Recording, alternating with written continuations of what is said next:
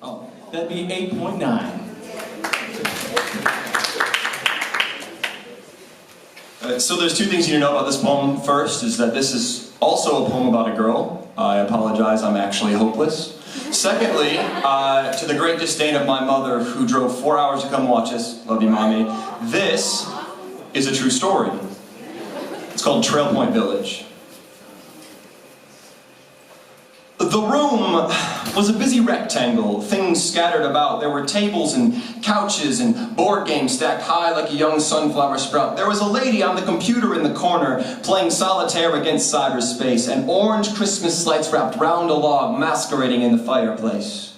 The place was eclectic, to say the least, a very peculiar biome, but in the corner, seized by literature, an old piano made itself home. I shuffle in.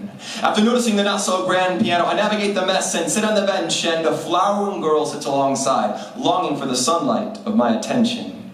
She gazed in vain, her pride and pain, for she was young and my eyes she could not restrain. In fact, I didn't even acknowledge her while playing. Now, don't worry.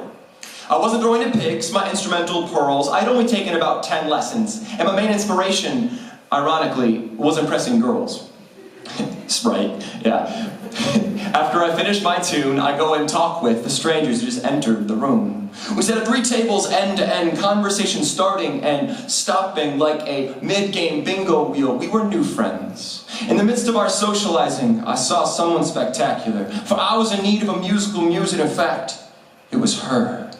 She was clothed with hidden beauty, with eyes, oh man, her eyes shimmered like the reflections of oceanic sunset skies. I didn't know what I'd say, nor what I'd do. Honestly, I'm not great with flirtatious social cues, but then I got this pesky feeling that she didn't smile that often. In a wave of courage, I committed to at least trying to get her countenance to soften, so I began on the keys. Gingerly, slightly shaking at the knees, playing with belligerent hands that moved indiscriminately, looking to please the face of beauty. She is turned round by the piano's melodious ring, so now, fed with affirmation, I begin to sing. For 15 minutes I pour out passion, chord progressions and lyrics I mold, craft and fashion wholeheartedly. I sing ballads, hymns, anthems, devotion, and art. After exhausting my arsenal of 3.5 songs, the piano and I finally part. Silence. And a single tear falls from her face. I had done it! In her heart I had won my place. She could not speak. She could not speak. She could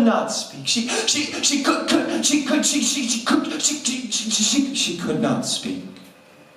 And I'd like to say that's because of how wonderful my performance was that day.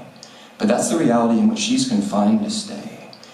I grab hold of her wheelchair and move her to the other side of the room, alongside others who had been swept aside by that same societal broom.